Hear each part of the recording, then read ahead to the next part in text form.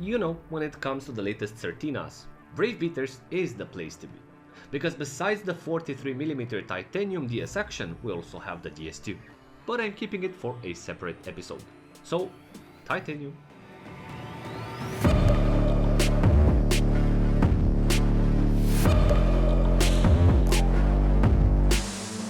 This, my friends, is a fresh diver, right from the oven. The Certina DS Action in titanium. A tool diver that received new upgrades that transforms this tough watch into a tank. Well, it's a figure of speech. And as I observed the evolution of this model, this is a diver watch that was rebuilt based on the success of the 38mm version, for obvious reasons, because the smaller version was very appreciated by the fans. So yes, the dynamic of this 43mm diver was changed, because the new model has a ceramic bezel insert, a redesigned coinage outer bezel, offering sober and elegant dials compared to the previous sporty ones.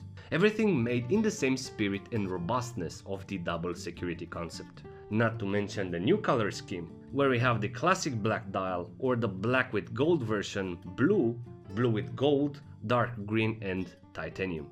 But not a titanium made in a regular way, but on a bond way. As this model reminds us of the No Time to Die Omega Seamaster, sharing the same core values, as practicality, durability, the appeal of the patina markers, everything being packed on an extremely lightweight case. And since we mentioned the No Time to Die Seamaster 300M, this Bond watch weighs around 100 grams with the Milanese bracelet. But this DS titanium on a bracelet with a diver extension clasp weighs around 119 grams.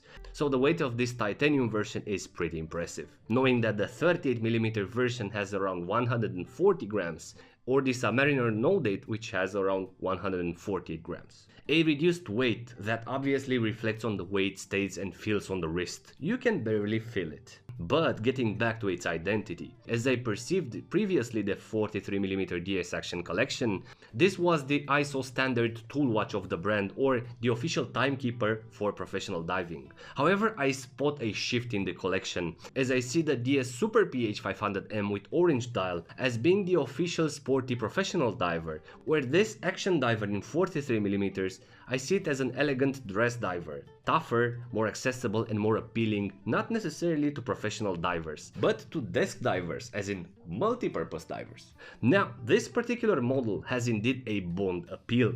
I find it funny and creative how Certina made this titanium version an affordable qualitative diver watch which reminds us of the No Time to Die model.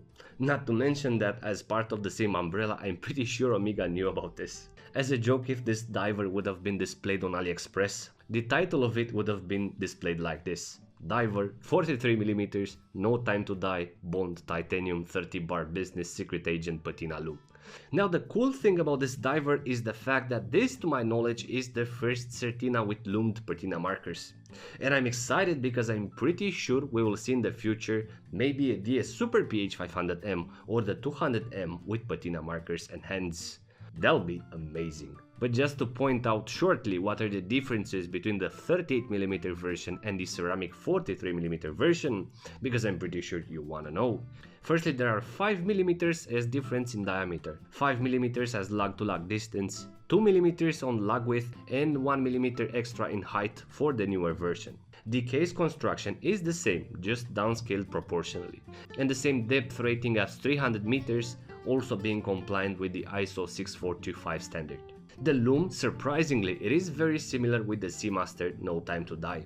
The hour and the minute hand has green loom, where the minute indexes and the loom pip are made in the usual aqua blue loom. However, on the dial level we can spot a noticeable difference, which is the short marker at 3 o'clock that completes the date window. So the dial offers a deep black lacquered surface, a luxurious base for the metal indexes that host the patina brown tone of the loomed markers. So I find it really interesting, this black metal brown tone that defines the overall character of this diver.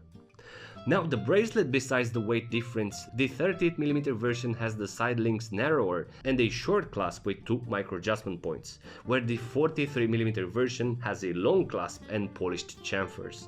Has that cool feature that can allow the adjusting of the bracelet by pressing the secondary buttons. This was a feature offered by the brand in the previous 43mm collection as well.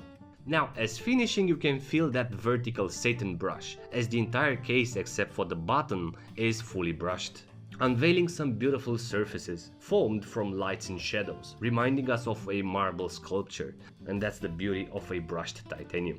The bottom is clearly polished to ensure a smooth transition for the metallic case back that contains the iconic turtle, which is bigger than ever compared to my previous Certinas. And as for comfort and looks, guys, referring to this titanium 43mm version, if I compare it side by side, being used with the 38mm version, I still wouldn't say that it is large. Has indeed a 51mm lug to lug and an open dial, but the size associated with the weight and the weight hugs the wrist. I would say that it can easily fit on a 7-inch wrist, even smaller than that. Size-wise being pretty comparable with the Tudor Pelagos or the Seamaster 300M, as the last one being quite chunky on the wrist.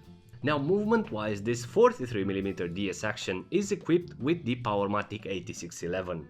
The Powermatic is basically an ETA 2824-2 with extra features: 80 hours power reserve and an Evacron balance spring that is resistant to magnetic fields and temperature variations, having an increased shock resistance. And I'm still a big fan of the movement despite the complaints of some, because I find it extremely accurate and trustworthy for what it offers. And in terms of availability and where to find this watch, this DS Action Diver can be ordered online via Helen Kirchhofer website. On this website I see that Certina is making it available in advance, so I will leave the link in the description. Also, you can buy the DS2 model from their website, but you have to email the customer support for that. Now, to conclude, guys, I personally salute these upgrades made on the 43mm version, because besides this model, which I find it awesome, I see the potential of the brand to create more durable and more appealing models for the enthusiasts, as I already predict the request of the people for the 38mm version with a ceramic bezel insert, and why not a titanium iteration, even a vintage patina model.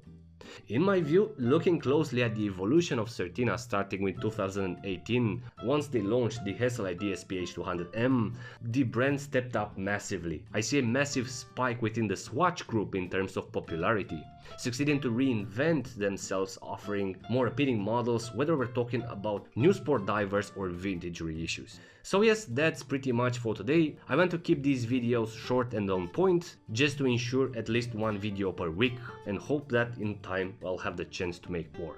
Hopefully. So, hope you enjoyed this video, and as usual, if you are new here, please consider subscribing for future updates. Thank you very much, thanks for watching, and until next time, be brave but stay safe.